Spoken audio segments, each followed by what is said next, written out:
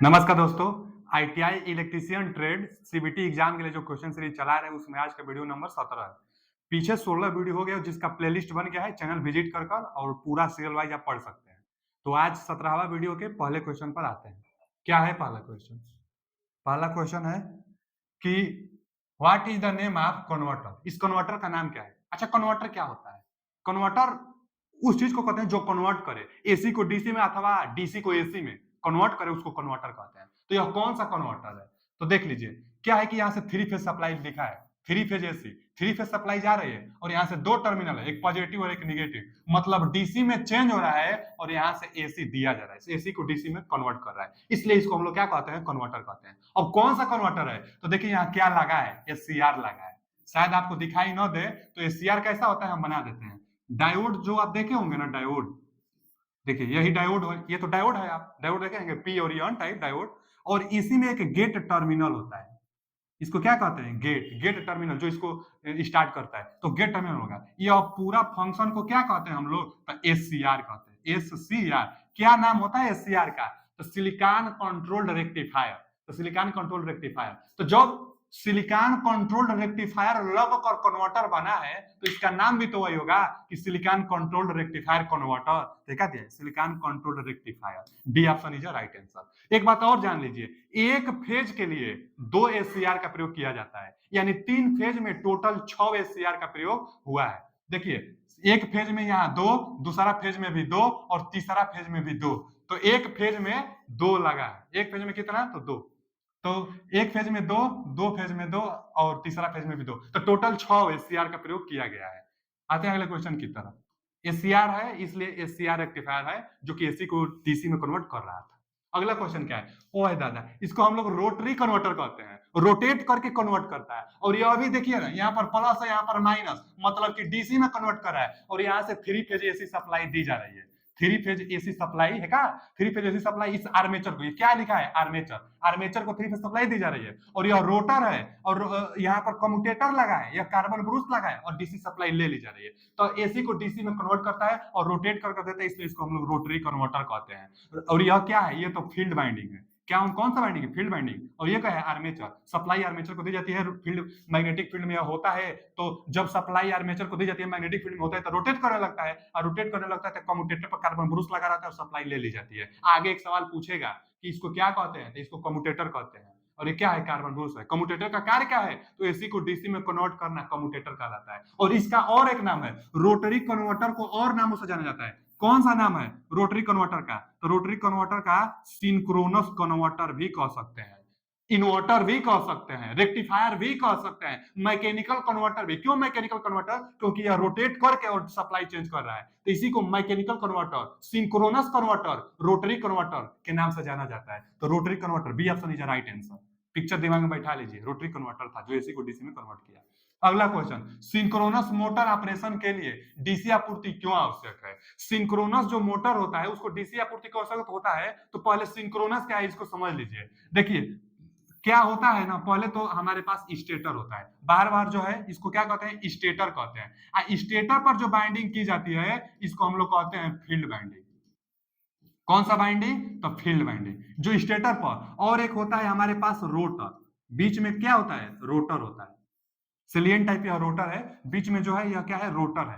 अब रोटर पर भी एक बाइंडिंग की जाती है, रोटर पर भी एक बाइंडिंग की जाती है, रोटर पर भी बाइंडिंग। स्टेटर पर फील्ड बाइंडिंग और थ्री फेज सप्लाई स्टेटर को दी जाती है। जब स्टेटर को आप थ्री फेज सप्लाई देंगे ना, थ्री फेज सप्लाई स्टेटर को थ्री फेज सप्लाई देंगे तो एक मैग्नेटिक फील्ड उसमें बनेगा। Three phase supply rotating magnetic field होता है और स्टेटर में मैग्नेटिक फील्ड जिस स्पीड से रोटेट करता है उसी को सिंक्रोनस स्पीड कहते हैं। क्या कहते हैं? एनएस मतलब सिंक्रोनस स्पीड। कैसे? सिंक्रोनस स्पीड निकालने का फॉर्मूला क्या बताया गया था? तो 120 एफ बटा में P. Synchronous speed, magnetic field stator में जिस स्पीड से घूमती है उसको सिंक्रोनस स्पीड कहते हैं। दो पोल के लिए 3000 आरपीएम, चार पोल के लिए 1500 आरपीएम, छह पोल के लिए 1000 आरपीएम आता है इस फॉर्मूले अनुसार। अब जो ये synchronous speed magnetic field rotate कर रहा है, जो रोटर है, रोटर को भी डीसी सप्लाई दी जाती है। जो यह रोटर है ना, रोटर को भी यहां हम बना देते हैं और इसको, चलिए यहाँ बैटरी हम बना देते हैं। इसको क्या करते हैं, डीसी सप्लाई देते हैं। रोटर को भी डीसी सप्लाई, एक्साइटेशन इसको कहा जाता है। रोटर को डीसी सप्लाई देकर एक्साइटेशन, तो जो इसका स्पीड होता है सिंक्रोनस स्पीड से थोड़ा सा कम होता है, और एक्साइटेशन को बढ़ाकर इसके स्पीड को सिंक्रोनस स्पीड के बराबर लाई जाती है। उसके बाद मैग्नेटिक लॉक हो जाता है, माने इसमें जो नॉर्थ पोल होगा इसका भी साउथ पोल बनाकर लॉक कर दिया जाता है। जब लॉक हो जाएगा तो दोनों एक दूसरे की स्पीड से घूमने लगेंगे, मतलब सिंक्रोनस स्पीड से घूमने लगेंगे। तो स्टार्टिंग में इसका स्पीड कम होता है। तो डीसी का काम क्या है, इसको सिंक्रोनस स्पीड पर लाकर कांस्टेंट स्पीड से घुमाना अथवा मैग्नेटिक लॉक करना। अब सवाल क्या पूछा है, सिंक्रोनस मोटर ऑपरेशन के लिए डीसी आपूर्ति क्यों आवश्यक है। डीसी आपूर्ति, ये क्या है, डीसी आपूर्ति, सिंक्रोनस मोटर की डीसी आपूर्ति क्यों आवश्यक है, तो फील्ड को एक्साइटेशन करने के लिए अथवा कांस्टेंट स्पीड लाने के लिए।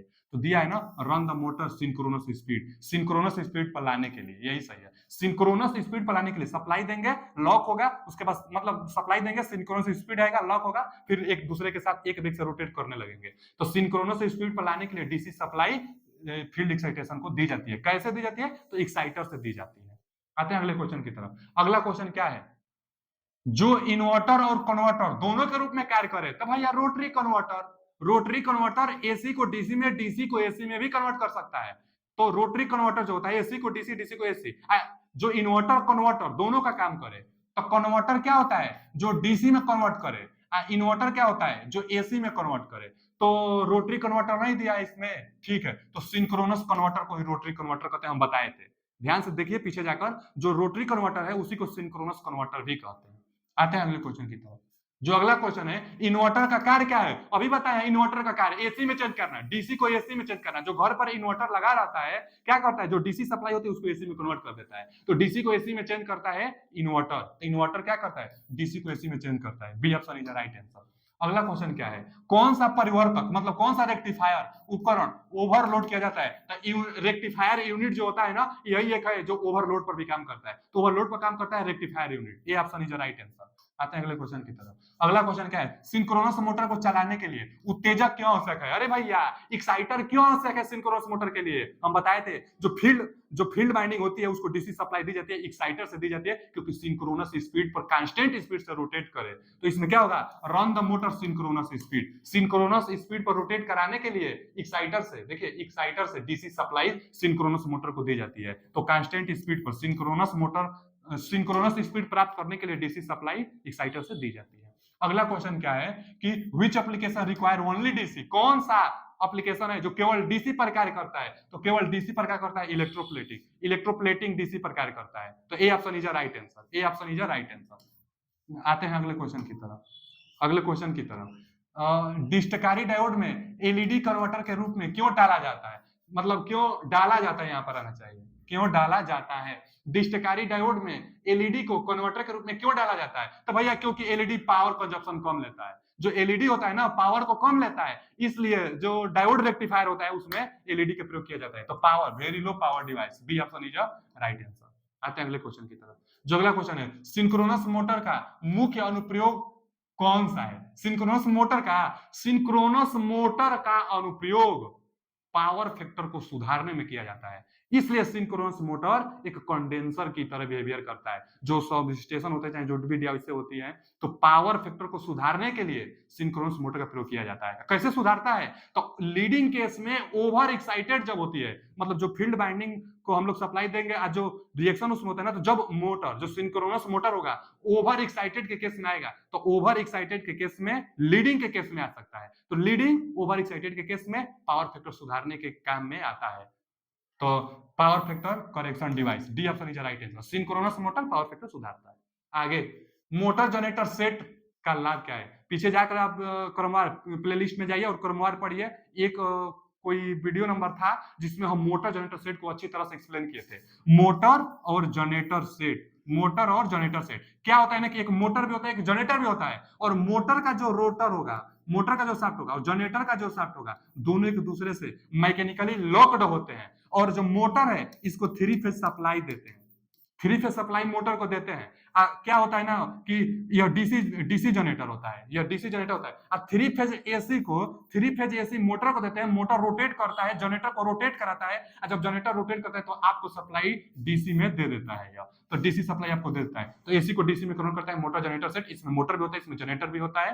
तो इसका काम क्या है मोटर जनरेटर सेट का? तो डीसी आउटपुट को आसानी से कंट्रोल करना। ठीक है, अब यहाँ पर ना फील्ड एक्साइटेशन देकर, मतलब इसमें फील्ड एक्साइटेशन, इसके जनरेटर के फील्ड एक्साइटेशन में कंट्रोल करके आसानी से डीसी को हम लोग अपने अनुसार कंट्रोल कर सकते हैं। तो आउटपुट डीसी को कंट्रोल किया जा सकता है मोटर जनरेटर सेट के तहत। तो मोटर जनरेटर सेट के तहत D option is right answer. आते हैं अगले क्वेश्चन की तरफ। देखिए यही तो आ गया रोटरी कन्वर्टर। एक्स कहां डिनोट किया, ध्यान से देखिए, तो एक्स कम्यूटेटर पर, तो कम्यूटेटर होगा। कम्यूटेटर क्या करता है? डीसी में देगा ना, एसी को डीसी में चेंज करता है कम्यूटेटर, एसी को डीसी में चेंज करता है। A option. पीडीएफ गलत दिया है, पीडीएफ इसको लगाया है। अब पीडीएफ क्या कहना चाहता है कि collect the delivered direct current, माने कह रहा है ना कि डायरेक्ट करंट को कलेक्ट करती है। तो ब्रूस जब लगाया होता एरो, तब हम लोग कहते कि सही कहा है। जो ब्रूस है यह कलेक्ट कर रहा है डायरेक्ट करंट को, डीसी करंट को कलेक्ट कर रहा है कार्बन ब्रूस, लेकिन कार्बन ब्रूस पर एरो नहीं दिया है। जो यह एक्स दिया है, देखिए ध्यान से, कम्यूटेटर पर दिया है। तो कम्यूटेटर को पूछना चाहता है, कम्यूटेटर एसी को डीसी में, इसलिए A option is right answer. A option इसका सही आंसर है। कम्यूटेटर था, रोटरी कन्वर्टर था। अगला क्या है? शुरू में एक तुल्यकालिक मोटर में डैम्पर बाइंडिंग क्यों की जाती है? डैम्पर बाइंडिंग जो अभी हम बनाए थे ना, देखिए यह तो स्टेटर हो गया हमारा। इसमें क्या होता है? एक सेलिएंट टाइप रोटर होता है, दो पोल का सेलिएंट टाइप रोटर है। तो जो सेलिएंट टाइप है ना, यहीं पर एक बाइंडिंग अलग से और की जाती है। इस बाइंडिंग को ही कहते हैं डैम्पर बाइंडिंग। कौन सा बाइंडिंग? तो डैम्पर बाइंडिंग। इस जो बाइंडिंग है ना, यही डैम्पर बाइंडिंग है। क्या होता है डैम्पर बाइंडिंग? तो जो डैम्पर बाइंडिंग होती है, कांस्टेंट स्पीड, मैग्नेटिक फील्ड एक तो बनाती है, मैग्नेटिक फील्ड बनाकर और कांस्टेंट स्पीड से रोटर को भी उसके सिंक्रोनस स्पीड से घुमाने का कार्य करती है। तो डैम्पर बाइंडिंग इसको सेल्फ स्टार्टेड भी करने में काम आते हैं। डैम्पर बाइंडिंग इसको सेल्फ स्टार्टेड बनाती है। जो सिंक्रोनस मोटर होता है सेल्फ स्टार्टेड मोटर नहीं होता है, तो सेल्फ स्टार्टेड बनाई जाती है, इसलिए डैम्पर बाइंडिंग की जाती है। डैम्पर बाइंडिंग सेल्फ स्टार्ट भी बनाती है और कांस्टेंट मैग्नेटिक फील्ड देकर इसको सिंक्रोनस स्पीड पर लाने का काम करता है। तो कौन सा? Produce high magnetic field. हाँ जी, damper binding high magnetic field बनाता है और maintain constant speed. Constant speed को बनाने के लिए डैम्पर बाइंडिंग का भी प्रयोग किया जाता है। तो D option is right answer. आता है अगले क्वेश्चन की तरफ। सिंक्रोनस मोटर सिंक्रोनस गति से क्यों नहीं चलती? अरे हम स्टार्टिंग में ही बताए थे कि जो डैम्पर जो रोटर होता है, रोटर फील्ड एक्साइटेशन जो जिस पर दी जाती है, तो वह थोड़ा पीछे चलता है स्लिप लिप के कारण। जो स्टेटर होता है उस पर मैग्नेटिक फील्ड जो जिस स्पीड से चलते हैं उसको सिंक्रोनस स्पीड कहते हैं, और जो रोटर होता है हमारा वो थोड़ा कम स्पीड से चलता है। तो क्यों, वही पूछा है कि सिंक्रोनस मोटर सिंक्रोनस गति से कम क्यों चलता है? तो इसलिए कम चलता है क्योंकि ऑप्शन पढ़ लेते हैं कि इन इनसफिशिएंट एक्साइटेशन। तो यही सही है, क्योंकि जो एक्साइटेशन होता है ना वो कम होता है। जब स्पीड थोड़ा 70 से 80% के आसपास आ जाती है तब फील्ड एक्साइटेशन देकर बढ़ाते हैं और उसके बाद स्पीड कांस्टेंट सिंक्रोनस स्पीड पर हम लोग मैग्नेटिक लॉकिंग करा देते हैं। तो क्या होता है कि अपर्याप्त एक्साइटेशन होता है, स्टार्टिंग टाइम में अपर्याप्त एक्साइटेशन होता है, तो इसलिए सिंक्रोनस स्पीड पर रोटेट नहीं कर पाता है। आते हैं आगे। अगला क्वेश्चन क्या है? सिंक्रोनस मोटर सिंक्रोनस कंडेंसर के रूप में कैसे किया जाता है? तो भैया रोटर का जो एक्साइटेशन है उसको वेरी करके हम लोग कंडेंसर के रूप में प्रयोग किया जा सकता है। अब भाई स्टेटर कर रहा है तो ये तो होगा नहीं, इसलिए B option is right answer. Rotor जो होता है एक्साइटेशन करा के हम लोग कंडेंसर के रूप में बिहेवियर करा सकते हैं। आगे, तुल्यकालिक मोटर में डैम्पर बाइंडिंग का क्या कार्य है? डैम्पर बाइंडिंग कांस्टेंट स्पीड बनाए रखने के लिए, सिंक्रोनस स्पीड पर प्राप्त करने के लिए प्रयोग की जाती है। तो क्या स्टार्ट द सिंक्रोनस मोटर? नहीं, सेल्फ स्टार्ट कहता तो सही हो जाता, लेकिन सेल्फ नहीं लगाया। मेंटेन कांस्टेंट स्पीड, तो यही सही है, सी ऑप्शन। इसका भी पीडीएफ गलत दिया है, पीडीएफ डी मारा है। सेल्फ स्टार्टेड देता तब ना सही होता जी। यहाँ पर क्या होगा? Maintain constant speed, C option is right answer. C option इसका सही होगा। आते हैं अगले क्वेश्चन की तरफ। अगला क्वेश्चन है कन्वर्टर की उच्च दक्षता, तो यही तो है ए ऑप्शन।